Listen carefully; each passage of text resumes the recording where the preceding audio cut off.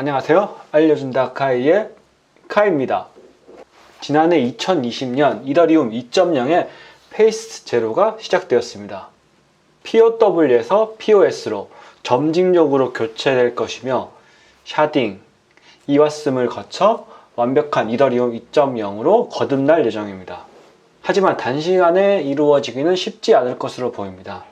그리고 이더리움 2.0 후 변화와 함께 대두되고 있는 것이 하나 있습니다. 현재 2월 21일에는 이더리움 트랜잭션의 가스비는 평균 126기가웨이입니다.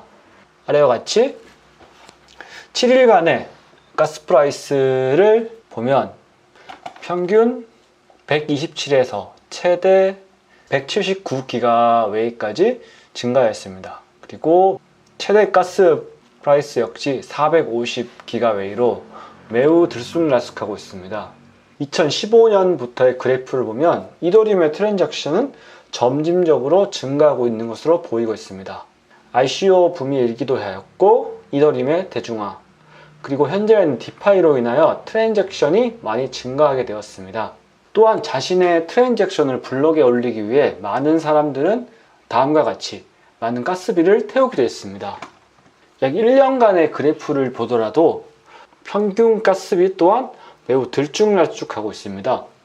그로 인해서 바이낸스에는 BSC라는 바이낸스 스마트 체인도 나오고 이더리움의 하드 포크이기 때문에 일부 이더리움 내에서 돌아가던 프로젝트도 바이낸스 스마트 체인으로 이동을 하기 시작했습니다. 기본적으로 지갑에서 적정한 가스비를 책정을 해주긴 하지만 적정이라는 것은 이전 블록을 통계로 해서 안전하게 트랜잭션이 성공할 수 있도록 계산이 되는 것입니다.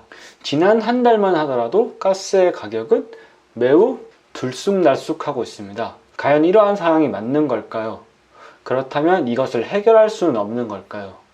바로 그것을 해결하고자 나온 것이 바로 EIP1559입니다. EIP1559는 베이스피라는 개념을 가지고 와서 해결을 하려고 합니다.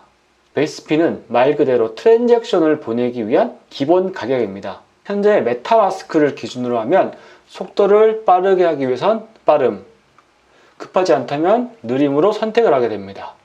현재의 개념은 경매와 같이 가스비를 많이 내면 낼수록 더 빠르게 처리가 가능해지게 됩니다. 그로 인해서 가스비 또한 아래와 같이 들쑥날쑥하게 되는 것입니다. 하지만 여기에서 말하는 베이스피는 들쭉날쭉하면서 변하는 값은 아닙니다. 해당 EIP가 적용이 되면 특정 값의 베이스피가 정해지게 됩니다. 그리고 해당 베이스피보다 높게 보내기만 한다면 블록 사이즈를 넘기지 않는 이상 무조건 해당 트랜잭션은 성공하게 됩니다. 그리고 트랜잭션에서 보내는 베이스피는 모두 소각이 되고 베이스피를 제외한 모든 가스비는 팁이라고 불리면서 모두 마이너에게 돌아가게 됩니다. 하지만 베이스피 또한 고정값은 아닙니다. 특정한 공식으로 인해 매번 바뀔 수 있기 때문입니다. 다음과 같이 시간의 흐름에 따라 트랜잭션이 증가하게 되면 베이스피는 점진적으로 늘어나게 됩니다.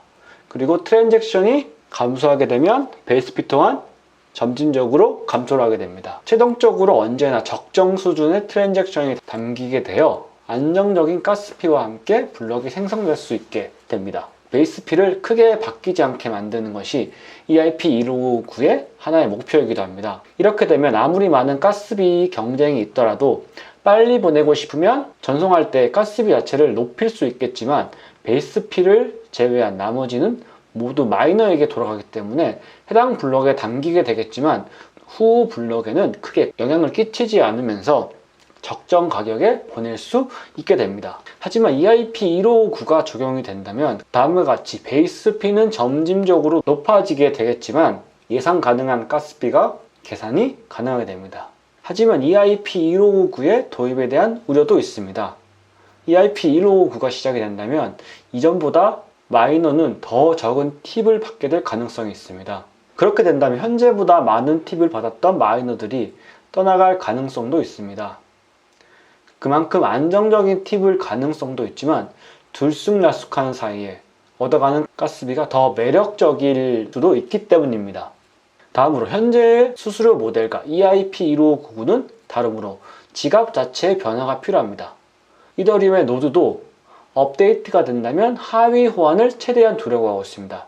하지만 이 경우에는 완전히 달라지는 변화이기 때문에 많은 사람들에게 혼란을 초래할 가능성도 있습니다. 현재는 가스비를 따로 계산하여서 가능할 것 같은 가스비를 알아내야 하지만 후에는 베이스 피보다 높기만 하면 성공을 할 것이기 때문입니다. EIP159가 업데이트가 된 이후에는 이더리움 노드도 모두 업데이트가 되어야 하지만 사람들의 지갑도 또한 같이 업데이트가 필요한 것입니다.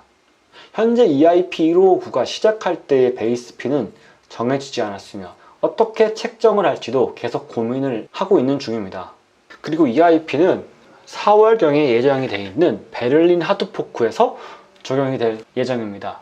이것이 적용이 된다면 이더리움의 네트워크의 안정적인 수수료 책정의 정책이 되어서 가스비의 지옥으로부터 벗어날 수 있을지 아니면 점진적으로 베이스가 높아져서 실패한 수수료 정책이 될지 EIP159가 적용이 된 이후에 결론이 나올 것 같습니다.